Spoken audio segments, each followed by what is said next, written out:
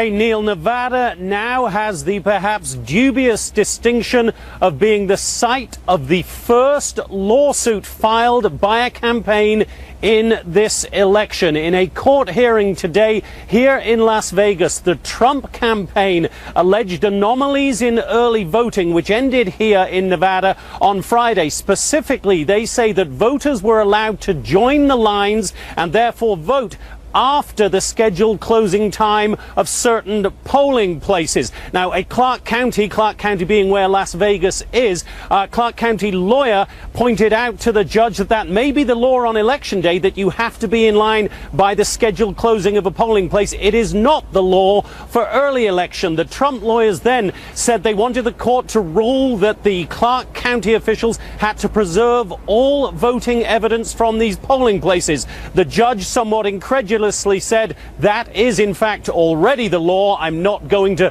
obligate them to do something they already have a public obligation to do, and the Trump lawsuit was therefore denied. As for the state of the race here, Neil, it has been tight throughout. Hillary Clinton appears to have an edge from early voting. Donald Trump will hope to reverse that with a large turnout in more conservative northern Nevada today. Neil? Thank you, my friend. All right, in the meantime, looking to another battleground state, and this is Ohio, where, of course, we've been getting reports all day of very heavy voter turnout. Who that benefits or exactly where that turnout is showing up, anyone's guess. But Peter Ducey in Cleveland right now, keeping track of all of that. Hey, Peter. And Neil, we're wondering where the heavy turnout is showing up as well, because here in Cuyahoga County, there have not been any problems with really long lines yet today. Officials had been warning through the weekend and then into yesterday afternoon that voters needed to give themselves about an hour to go to a polling place, find a parking spot, then go and cast their ballots and head on out. But we spent a good chunk of our morning and early afternoon driving around to a handful of random polling places in suburbs and in the city, and we didn't see big crowds anywhere. In fact, it's taking people here at this recreational center in Cleveland just a few minutes to get in and out. One complicating factor could be the weather. It has been steadily raining for the last 2.5 hours or so. It's going to keep raining until polls close. That said, the Secretary of State is calling the turnout statewide steady, but he does not think there's going to be a record set here in the Buckeye State. Neil? All right, thank you. That's a must-win, certainly, right now for Donald Trump.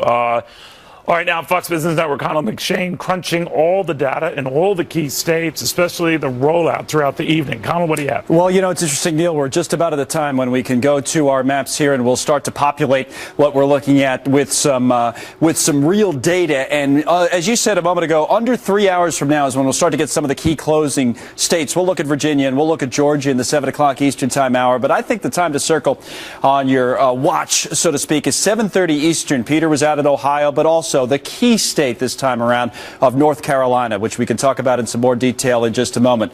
By the top of the 8 o'clock evening Eastern hour, when we're covering it on the Fox Business Network later, Neil, we'll have Florida, we'll have Pennsylvania, and then we'll really start to get into it, move out west at 9 o'clock in the east. We'll be looking at Arizona and Colorado and key states like that. Now, let's get into this just a little bit, and we'll go back to 2012, the Barack Obama-Mitt Romney map, and every conversation that we'll be having this evening with regards to does Donald Trump have a path to 270 electoral votes will have to start and end in the state of Florida. Remember, we divide Florida up into thirds, with the Democratic support here in the southern part of the state in places like Miami-Dade and Broward County, with the Republican support up here along the border with Alabama and Georgia. But look at the I-4 corridor and see how that one turns out. That's how you know how the state of Florida will turn out. Now, I mentioned North Carolina a moment ago. That really is going to be so important when it comes in later. Mitt Romney won it 4 years ago. Remember, Barack Obama had it 8 years ago, the first time he ran. The place to watch, or one of the places to watch in North Carolina, is going to be Mecklenburg County, right in the Charlotte area.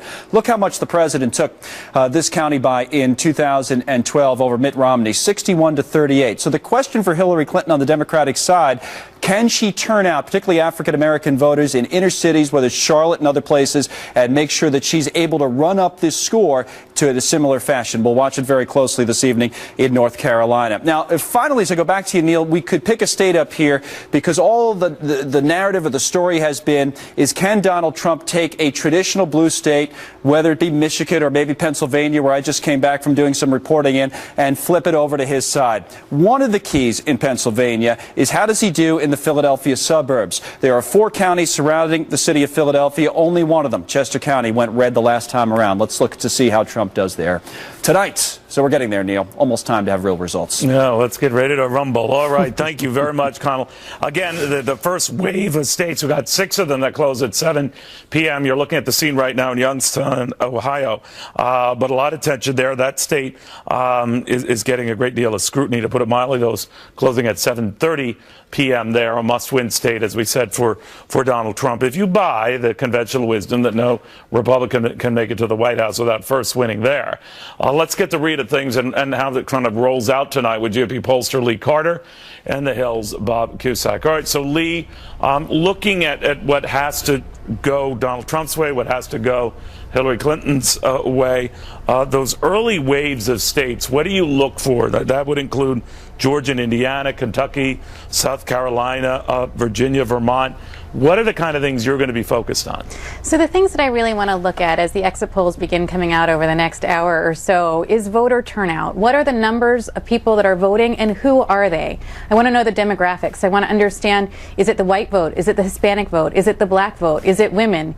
That's going to tell us a lot about who's going to win, because I do believe that our polling model is going to prove to be broken to a certain extent this election cycle, because we've only been focused on likely voters. That doesn't mean people have voted before, and we're already seeing in states like Florida, we have a record number of Hispanics. We have 20% increase in voter in the white vote coming out. So it's going to come down to a lot of new voters this election cycle, and I think that's going to prove to be a very challenging thing for us to know what's going to happen. So looking at those exit polls, trying to figure out who it is that's voted, I think we can start making some extrapolations from there, but it's really anybody's guess, and everything is so close. The last polls that we had yesterday in these swing states were so tight, there's really no way of knowing what's going to happen until we start seeing some of these numbers coming out. Yeah, they were all virtually in the margin of error, save only a couple. But Bob, let me ask you a little bit about the early surge in Hispanic voting we're hearing, and that was thought to be an instant, especially in states like Florida, beneficiary to Hillary Clinton. But of course it leaves out the fact that many of those Hispanic voters are Cuban Americans. I guess it depends on the generation, but it's not a lock that they're all Hillary Clinton voters. Or what's your read? Yeah, no, that's right. And Mitt Romney struggled with Hispanic voters in 2012. Certainly Hillary Clinton is going to win the Hispanic vote, but it's just a matter of margins. But there's no doubt about it. I think the key thing is the African-American turnout. Can they get it to 85-90% of what happened in 2012? And certainly I think one early state to look at is Virginia. In 2012, when they didn't call North Carolina early for Mitt Romney, you knew that he was going to have a tough night. If they don't call Virginia relatively early for Hillary Clinton, it could be a very good night for Trump and a bad night for Hillary Clinton. She should win Virginia. So, you know, Lee, one of the interesting developments, and you said at the outset about whose people are showing up or what groups are showing up. We've heard already that for Hillary Clinton, the problem, not surprisingly, it's not exclusively her fault, is the passion that you had on the part of African-American voters is simply not there as it was 4 years ago, and certainly 4 years prior to that with Barack Obama. She has supposedly made up for that, again, if you buy the consensus argument that most of those Hispanic votes might be going her way with that. But is that enough? I mean, what else do you look for that would be an uh-oh for her? You know, that alone is not enough. I think we also have to see the single women come out and vote. The single women are more than 75% are likely to vote for Hillary Clinton. And so if we see a lot of the single women coming out and voting, you know that she's having a very, very good night. A lot of this is coming down to enthusiasm. And we've been talking about the enthusiasm that exists between Donald Trump supporters and Hillary Clinton supporters. And that's a big, it's a big thing. Over the last week, we have seen Trump's enthusiasm has gone up, her enthusiasm has gone down. I don't know. We've been wondering what is the result of Comey coming back and saying there's nothing new to see here. Is that going to make her base more enthusiastic? Is that going to make people who question her more likely to come out and vote for her? There's so many variables right now, but I would be looking right now to see the numbers of single women coming out to vote. Bob, real quickly as well on Florida, if you don't mind my going back to that. It's such a crucial state. Everyone says that if you're Donald Trump, you have to win it. Hillary Clinton doesn't have to win it. That's a consensus. But if it turns out he loses that one, and keep in mind, it took us a couple of days 4 years ago to find out who really did win Florida. I think it was separated by less than a percentage point. But then what does Donald Trump have to do? If Florida isn't going his way, how does he string together enough states to make up for it? Neil, it's a tough road at that point. If he loses Pennsylvania and Florida, then you've got to look at Michigan. Remember, President Obama and Hillary Clinton were in Michigan yesterday, and if you told me a year ago that the day before the election that they were both going to be in Michigan, I'd be like, wow, that's astounding, and maybe she's in trouble. So I think he'd have to tear down that blue wall. Wisconsin, Michigan, win Iowa, win Ohio. Is it still possible? Yes, but I think he's got to win Florida, Neil. All right, we'll watch closely. Guys, I want to thank you both very, very much. In the meantime, this falls under the not so amazing Fox News alert. Goldman and Citi, Barclays, they're all apparently issuing a warning that whatever we decide tonight as a nation, there's going to be a lot of volatility in the markets and in general. All right. Home Depot co-founder Ken Langone on that next.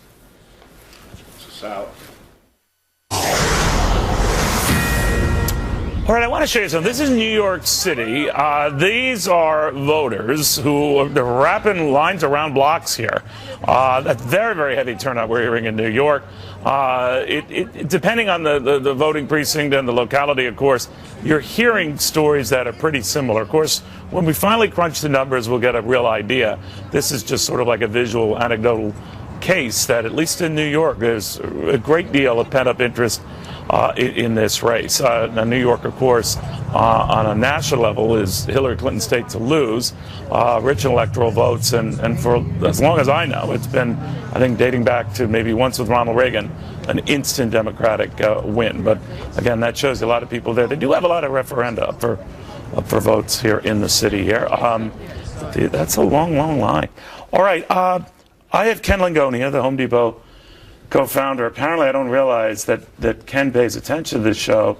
So when I was kidding his cohort in crime, Bernie Marcus, who was also a guest here, and that neither of them were very handy, well, unfortunately, Mr. Langone heard that. So I was hoping to talk behind his back and not realize that he, in fact, did hear that. Here he is now, Ken Langone, and you are not handy. The only thing that bothered me about what you said, poor Bernie couldn't sleep last night. Didn't bother me. But, I think he sleeps just fine. He has Jewish insecurities. It is amazing. Two of the most unhandy guys on the planet come up with Home Depot. We couldn't put nails in wood. All right, well, what do you think of this race right now, the way you see it? You're obviously for Donald Trump. What do I think? I'm glad it's over, almost over. Yeah. I'm glad and I feel so bad for America. The issues and the challenges this country has ahead of it, big time. The deficit, foreign relations, Middle East, education, entitlements. These are all things that need to be addressed. And neither Canada really did. I don't think they know what they need to address. Yeah. The tragedy, I said off camera, the tragedy is the wrong people run for public office. But why would anybody in their right frame of mind want to get in that cesspool? And that's exactly what it's that's become. What I was kind of saying to you. I mean, did you ever entertain Never. this? And why not? It's because my wife would have divorced me, and I love her too much, okay? Yeah. No, seriously. It is a demeaning and grueling process, isn't it? You can dramatically improve it if you have term limits. Yeah. If you have term limits, people know I'm going there, I'm going to do my thing, and then I'm going home. But you turn these people into political classes, into professional paths. They're there perpetually. Tonight, there's going to be winners and losers. The first thought all the winners are going to have tonight across America is getting reelected again the next time. Right, their next focus. You know, you've seen some of this market reaction, what's going on. I know you don't put much stock in it here, but the stock market seems to like Hillary Clinton. And I've had our Charlie Gasparino in. Why? And this is, well, the argument is she's a known quantity, Trump is an unknown quantity. Do you buy that? I don't know if she's a known quantity any more than he's an unknown quantity. Look, the big issue is we're going to have to take some pain in America. I don't care who you are or what you do. When we start to look at the deficit, when we start to look at how out of control we are in terms of interest, paying people peanuts, pension funds are going to go broke. Insurance companies are going to. This is not healthy for us as a nation. No, we keep kicking the can and we don't address and we this got to take some pain. Do you think whoever gets in, I've heard this argument a lot, the chickens come home to roost, they're an automatic one-termer? That wouldn't be bad to me. Look. I view where we are right now as the equivalent of a drunk hitting bottom. Right this minute. I think America, all this anger, all this voter turnout, these are not happy voters. These are not people coming out to vote saying, hey, we love what you do and do more of it. These are people that are saying we're fed up. Normally, if there are enough of them, Ken, they go for the challenger, in this case, Donald Trump. Do you think so? I think the anger of the American people is so profound and so deep that they don't know why they're angry anymore. All they know is they're angry, and they know look, unemployment. Whoever the hell believes 4.9% is our unemployment rate, there's a bunch of bridges over here. I'll give them all the bridges for $1. They can buy them off. This unemployment rate's 10, 11, 12% right now. Yeah. In other words, so many people have dropped out of the workforce. And look at income inequality. There's another issue we have to deal with. The biggest issue of all to me is education. Public school education in America is a disgrace. It's not bad. It's pathetic. It's an absolute disgrace. We, the most developed nation on earth, and this is the best we can do? So these long lines who share a lot of your angst, normally when there's a large protest and anger out there, it benefits the renegade candidate. Now, that supposedly is Donald Trump, but it's not reflected. But it may not be this time. It may not be this time. All right, look, it's like a great wine. Maybe it ripens in 5 years or 9 years or 13. The fact is, the American people are getting closer and closer to the reality that their leaders have failed them badly. Who of these two is better equipped to deal with this? All the stuff you outlined. I think probably Trump. And I'll tell you why. You can say a lot of bad things about Trump. Look at every building he built. Oh, he's a business genius. Gets them done. They're beautiful. Look at Woolman Rink. The city screwed around for 4 years. He takes it in 6. There's a lot of things I wish were different about Donald Trump. But if you want to look at accomplishments, you know, people talk about his problem with subcontractors. Seems to me that he has no trouble getting subcontractors every time he does a project. But business guys have a tough time in a political world, don't they? Yeah, because they want to get things done. Right. Look at the nonsense of the Congress of the United States the last 16 years. Obama takes office 8 years ago today, maybe today. Right around. Public education has gotten dramatically worse in 8 years. If he wants to do anything to help the disadvantaged people in America, the most he can do, give them a good education. Give them a good education. So good seeing you, my nice friend. You've done you. very well for yourself and without Bernie, being handy. Bernie, if you're out there, he lied yesterday, Bernie, okay? You both couldn't know which end of a hammer to hold up. Good to see you. But that's fine. That's fine. I'm not the only one. Good seeing you. All right. Good seeing you. Ken Thanks Langone calls it like he sees it. More. He's already leaving. He's so annoyed. I can't blame him. We'll have more. All right, we're getting news out of Durham County, North Carolina. This is in the Raleigh area. That the North Carolina State Board of Elections Office has directed Durham County to use paper poll books throughout the day after technical problems with electronic poll books were encountered in some of the precincts. The issue arose earlier on when they were checking in voters when they would come in to vote. It had nothing to do with the ballots, so their argument that there was some sort of a ballot rigging was not the issue, just that they prefer everyone post paper ballots. And they are not, it looks like, going to interrupt or extend voting as a result. So the regular closing hours will be the same. I believe that state closed at 7:30 p.m. Am I right on that? Yes, 7:30 p.m. So they think with this accommodation, there's no reason to extend voting in that state. Another very closely watched battleground state. All right. By the way, not just for president there in that state, for example, there's a governorship and a Senate seat, but also these Senate seats, and the battle for the U.S. Senate is very, very much being scrutinized here, because if Hillary Clinton were to win tonight, all she needs are 4 more Democrats to win tonight in their Senate battles, and she has got the United States Senate under her control in that event. Molly Line in Concord, New Hampshire, with the latest on probably the more focused battle for the New Hampshire Senate race. Molly. Absolutely, Neil. There's been strong turnout here in the Granite State, as there generally is. Very savvy voters here in the state. They have some hotly contested races before them. But if you want to talk about the Senate race, you're absolutely right, Neil. This could have a big impact on what happens in the U.S. Senate. It's the incumbent Republican Senator, Kelly Ayotte, that's facing a very tough challenge from the Democratic governor of the state, Maggie Hassan. Both of these women have strong name recognition. They have long resumes, and they have powerful get-out-the-vote machines behind them. They've been crisscrossing the state, doing the retail politics that it takes to win here in New Hampshire. We had a chance to check in with both of these candidates in recent days. On Ayotte's camp, she's been out there going to diners, doing bagging groceries. Her campaign says has been one of her favorite things to do along the lines out there and chatting with the voters. We also had a chance to catch up with the governor and get a look at her canvassing machine. She had a kickoff, and it was completely full room that she sent out there to get out and knock on doors. So both of these women have powerful machines behind them, and they have been out there working hard, even to. All right, sorry we lost Molly's feed here. Frank Luntz, a GOP pollster extraordinaire, keeps track of the mood of the American electorate better than a lot of folks I know here. He's in the middle of Times Square, so he's not looking for freebies, and he's not like one of those you walk up to and take a picture with him like some of these characters. He's a character, but a brilliant one. What's your read on this night, and what are the states that Frank Luntz is looking at very closely? So my read is that the turnout is significant. And Neil, it was the one thing that I could not predict until the last 2 or 3 days. I wasn't sure if the negativity and the voters' real disdain for both candidates would yield a high turnout or low turnout.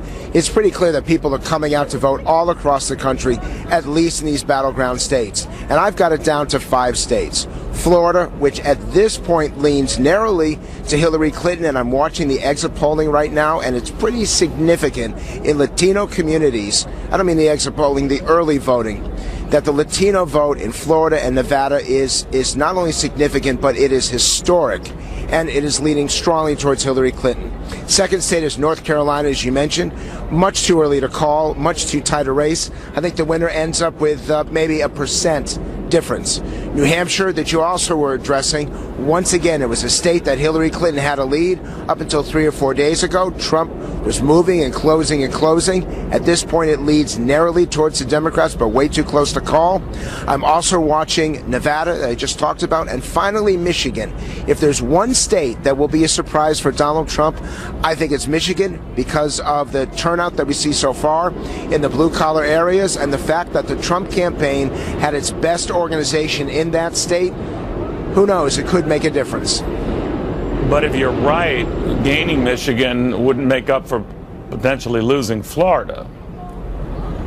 You're correct, and if you do the math, I still see this as a narrow victory for Hillary Clinton. I don't see any other way to do the math, but I also say to viewers, because we have to be careful, no projections. There are 5 states that are still in play, and either candidate could still win tonight. You know, Frank, much has been said of the fact the undercurrents could be very 1980-like, and that we didn't appreciate the magnitude of that undercurrent wave of support for Ronald Reagan until we did. Do you see anything like that manifesting itself, or potentially tonight? Well, I've been looking for that so-called shy Trump voter, the person who won't acknowledge it, but actually supports him. And frankly, I haven't found a significant example of it. By the same token, those people who are not willing to acknowledge they are voting for Trump may well balance out Clinton's advantage in some of these states in turnout. Now, the Republicans have a very strong effort in a place like Michigan, where they've won statewide, not for the presidency, but for the governor and for the legislature.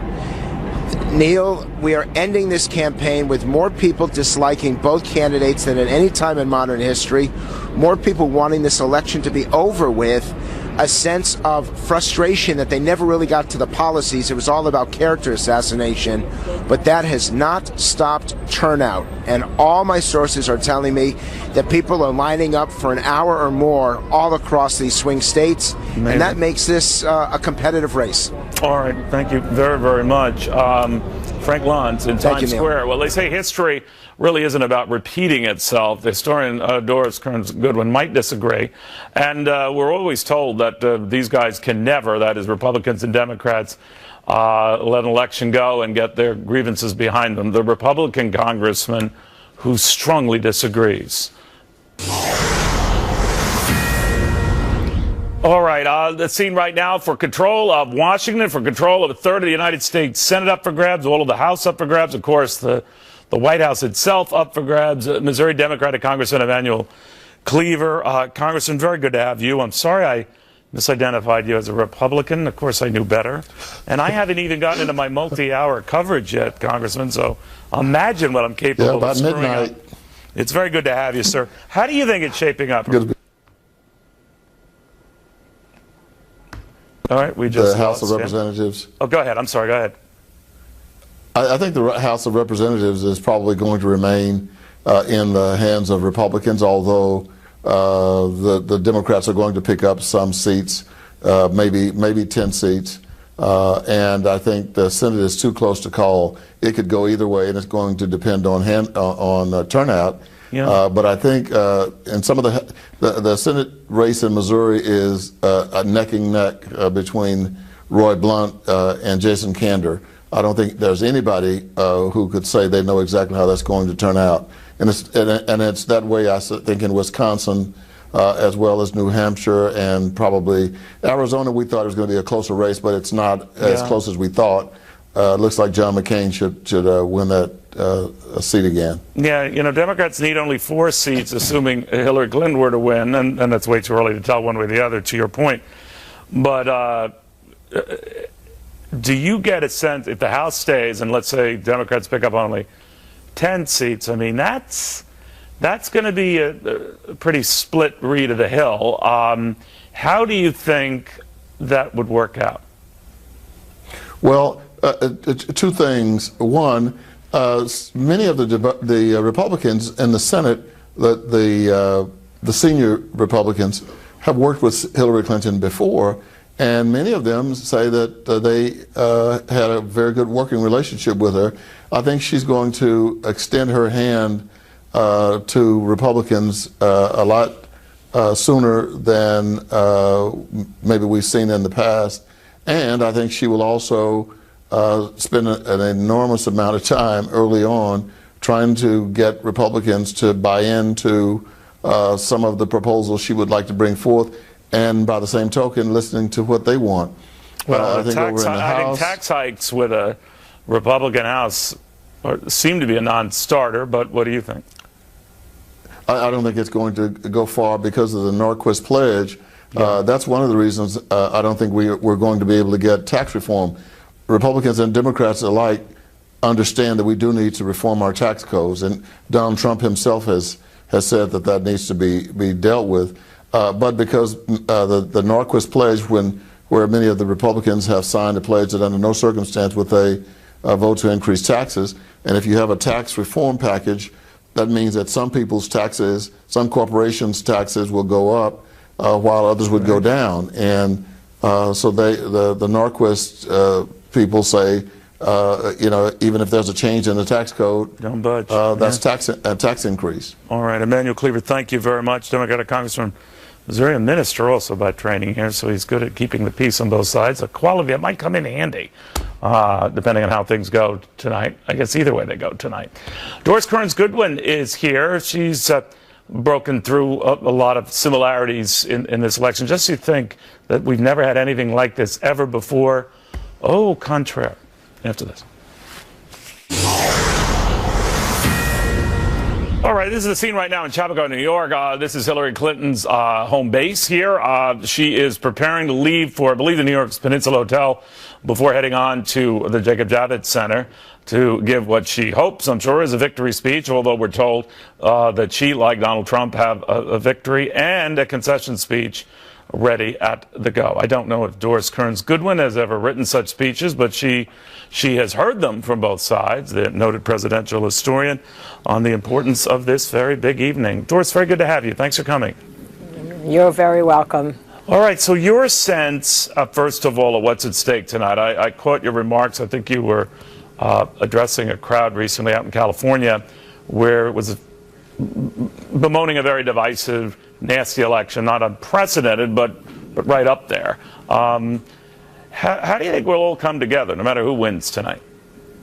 Well, I think the one thing that history tells us is while we always think we're living through the worst of times, and there's lots of structural reasons why this could be difficult after this election, if one of the candidates doesn't accept it, if there's polarization that cannot be gotten through in the Congress, and yet I look more optimistically. I mean, think about some of the troubling elections we had in the past. In 1912, Teddy and Taft, when they ran against each other, Taft, the sitting president, Teddy, the actual former president who came against his old friend, there was such vitriol. He called Taft a pinhead with the brain of a guinea pig. Taft said Teddy was going to be a dictator. The New York Times said this is such an embarrassing campaign that we must all have a blush on our cheeks as to what foreigners are thinking about us. That was before cable news. Exactly. In fact, that was the first primary system, so that's where it all began. Right. And maybe that's the fruit of which we're getting now. But that primary system created the very thing that party bosses didn't like, that they lost hold of and control of.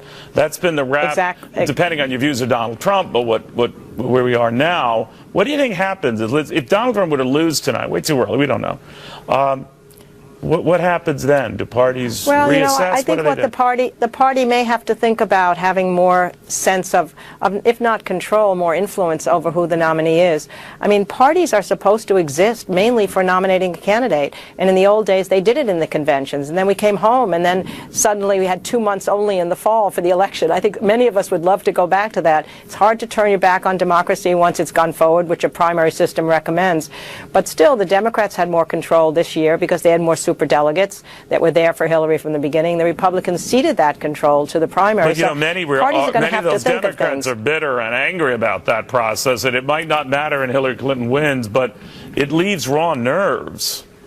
No, I understand. It's really a tension, but it's a real tension in American life is if the parties mean anything at all, you want the party leaders, if you trust them, to have some greater say in who the person is. Now, the interesting thing that happens after 1912, as bitter as that was, eventually Taft and Teddy reconciled their own personal relationship. Eventually, the Republican Party, even though it lost then to the Democrats, they then win 3 presidential elections. They've come back together, the progressive and conservative wings. So we've seen that as history. We saw Al Gore in that incredible problem that he had with Mr. Bush. It went 36 days before the election was even decided, and he comes out and gives a speech that says, I will meet Bush. I want to heal these divisions as soon as possible, reminding people that when Stephen Douglas lost to Lincoln, he said, we're all patriots now first. So history allows you to hope that when a person gets the mantle of the presidency over them, there is a sense that we're going to give legitimacy to that person. But it really depends on the size of the victory, right, Doris? I mean, obviously that was such a nail-biter. You could make the argument that Hillary Clinton or Donald Trump, if it's a real close one tonight, would be looking for any avenue, any opportunity, much as, now, he didn't formally challenge it. John Kerry looked at Ohio, or his people did, in 2004. If it's close enough or could make a difference in a crucial state, all legal options are open, right?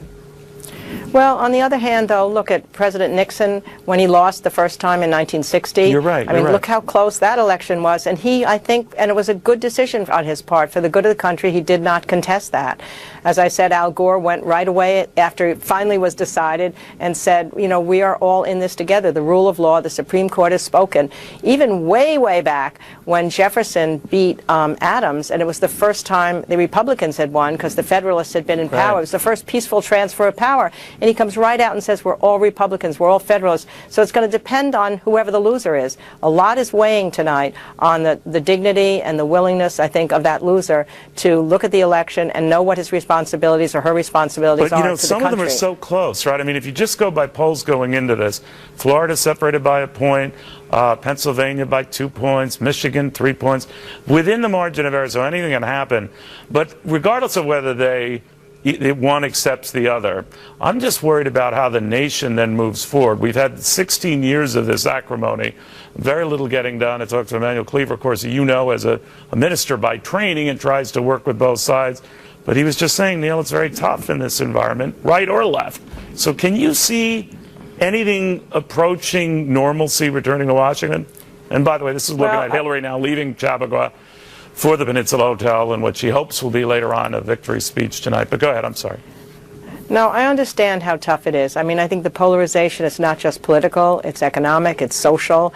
It's been a long time coming now. It's not just been the last 8 years. When you think about it, you think about the Clinton impeachment and you think about the problems that Bush Jr. had and then the problems Obama's had in reaching across the aisle. Something's happened to the structure of our government and to our lack of faith in each other on the other side, looking at the other side as evil, not being willing to even talk to the other side. My only hope is that the American people, it's interesting, they're coming out and voting a lot today. People thought they'd be so dismissive of this election they wouldn't even want to vote.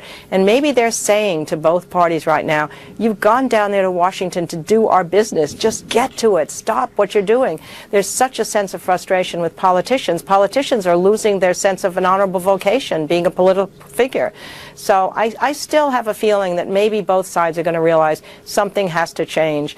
And maybe we've reached that point with this election because it's been so disheartening for so many people to see the course and dialogue that this election has brought to us. You are an inherently good person, but you're naive. All right, I don't know. I'm kidding. You know what? You may be right, but I think, you know what? You got to have optimism. You got to have right hope. about that. What's the we've point? gotten through far worse, more divisive times. But I guess what I'm asking you is, I had Ken Langone, the Home Depot co-founder. He's a Republican, likes Donald Trump. But when I asked him flippantly whether he would ever entertain running for office, he said, no way, no way. More or less saying what others say. It's a demeaning, very long process. Everything is out there. They vilify you on the left and right. Just not worth it. I wonder with young people, I know your own son ran for office and all, but does it really make young people, all people, very cynical and jaded to say, no, never? No, I think that's a real problem. I mean, to the extent that politicians don't have that same sense of excitement about being a political figure, to the extent they have to spend so much time raising money, dialing for dollars, their private lives are going to be exposed in a way that they may not want to be. Perhaps our best people are not entering public life. And that's why I keep hoping that more and more people who've been in the military will go into public life, because they know what it's like to have a common mission, a common purpose, to put themselves in honor of their country. That's why I wish there could be some national service program so more young people could do something like that, and maybe that would bring those kind of people into public life. But right now, it's not one of those times when, being a politician, you keep saying, oh, I can't wait to be one of those guys in Washington. Yeah, that's a problem for us, but we have to change that. All right. Doris, thank you. So many stunning bestsellers, The Bully Pulpit, Team of Rivals. She's written on every major U.S. president. And even the not-so-major ones. So history tells us we always get through this sort of stuff. Doris, thank you very much. There you go. I learned something from you, Doris. All right, again, following this motorcade of Hillary Clinton en route to New York, where she hopes some hours from now she'll deliver a victory speech. We'll see.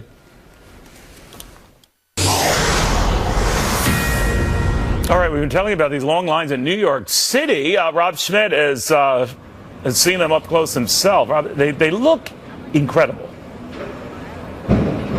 Yeah, well, you know, you said long lines, Neil. I think there's a long line. I think we found it. We couldn't find any others but this. We're on 56th Street here in Midtown, and you see behind me, this goes all the way down to the corner here and then makes it around the corner and goes up the block to 57th. If you come down this way to school, it's a public school and elementary school, is about another block down that way. Where the actual polling location is where people are voting here tonight. This is open until 9 o'clock tonight. And just to give you an idea how long this line's been taking, we are going to ask Andrew here real quick just how long you've been waiting here in line. Well, I've been here for about 25 minutes so far. Been waiting about 25 minutes. Yeah. About how much longer do you think it'll go? I'm hoping it's going to be very soon, maybe 5-10 minutes, I hope, but I'm excited to vote. Is it worth it to wait? Absolutely. Yeah. There's nothing better in this country than voting. I got you. All right. Thanks a lot. Thank you. Andrew, thank you so much. And yeah, this is actually, Neil, this is where Donald Trump actually voted earlier this morning. He was met with some protests as he came in the door, but, you know, he still did his thing and went on ahead to Trump Tower from there. And there was actually a topless protest here in the school gymnasium this morning as Donald Trump was set to arrive a couple hours from them. And 2 women arrested, anti-Trump protesters taking their top off in an elementary school gymnasium. It's election day. Welcome to New York. Why did they? We'll send it back to you. Why did they take their top off? Well, actually, you know, you can take your top off in New York City if you're outside, Neil. That's actually legal. Okay. If you're in a school gymnasium, you're not allowed to. I think they were just trying to make a point, get their names in the paper. They certainly did so. They also got arrested. All right, Rob, thank you very, very much. That's just part of the coverage. We will.